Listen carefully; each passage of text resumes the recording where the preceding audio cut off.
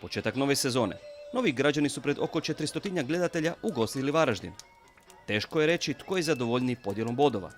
Zasigurno se u igri obiju momčadi osjetila nesigurnost, jer je u oba sastava podosta novih igrača. Tako da će novi građani, ali i Varaždinci, pokazati prave vrijednosti u utakmicama koje slijede. Prvo su domaćini u 11. minuti uznemirili obranu gostiju. Nakon brzog protuudara Vijatkina i Samca, od kojih se očekivalo će pokušati iznenaditi Stasjetog Nevistića, no on se odlučuje za dodavanje Baletiću na lijevi bok, koji ulazi u kazneni prostor i silovito lijevom nogom puca ka vrataru Nevistiću, koji uspješno brani svoju mrežu. U narednoj akciji 2 minute kasnije Baletić se nakon proigravanja Filipovića našao u novoj prilici, no ovog puta spašava Šimek izbijanjem lopte u korner. Iz nove akcije Pralas je nakon izvođenja udarca iz kuta prevario dvojicu suparnika i daje oštru loptu pred gol. Gosti se oslobađaju pritiska i prijete preko raspoloženog Sačera, koji je servirao loptu za Drožđeka, koji se našao sam pred Nemecom, ali domaći čuvar mreže munjevito reagira i spašava mogući pogodak. Međutim, isti je stigao samo 2 minute kasnije, nakon ubacivanja Drožđeka iz kuta na suprotnu lijevu vratnicu, gdje je u skoku bio najviši Senić i lopta je u mreži, za veselje Varaždinaca. 5 minuta kasnije asistent za vodstvo gostiju dokopao se ničije lopte i sjurio ka golu, ali Nemec se hrabro bacio u noge suparničkom napadaču i otklonio opasnost. Završne minute bile su u znaku novigrađana, koji ne samo da su mogli izjednačiti, nego doći i do prednosti. U prvom je slučaju Baletić točnom dijagonalom pronašao usamljenog Belakovića, koji puca s 15 metara, ali Nevistić krajnjim naporom sprječava izjednačenje. I kada se očekivao kraj prve dionice, Marin Pilj ispalio je granatu sa više od 30 metara, no pogađa desnu vratnicu. Lopta se odbija u suprotnu stativu i završava u polju. Nasmiješila se fortuna gostima u tom trenutku i uskratila domaćinima zasluženo izjednačenje. Bio je to ujedno i najljepši potez na utakmici koji su svi prisutni gledatelji pozdravili dugotrajnim pljeskom. Početne minute nastavka otkrile su nakane i jednih i drugih.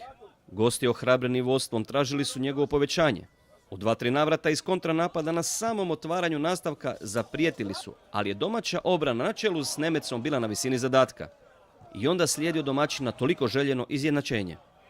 Odvijela se akcija po lijevoj strani, od Pamića u sredini do Pralasa, potom Baletića koji na lijevom boku pronalazi Pilja. Varkom se oslobađa obrambenog igrača te iskosa sa 18 metara pogađa desni donji kut varaždinskog gola. Imali su i jedni i drugi još nekoliko prilika, no pogodaka nije bilo. Ušli smo dobro u utakmicu.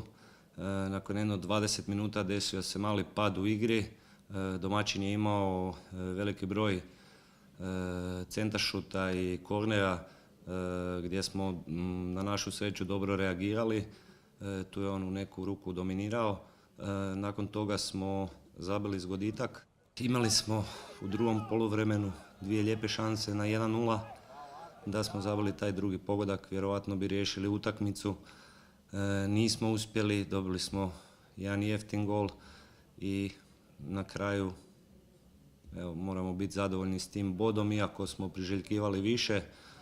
Domaćin je jedna dobra ekipa, dobro su posloženi, organizirani, čvrsti su obrani, živi vezni red imaju, opasna 2 napadača, tako da velim sigurno smo igrali danas protiv jedne dobre ekipe i na kraju krajeva moramo biti zadovoljni s ovim bodom.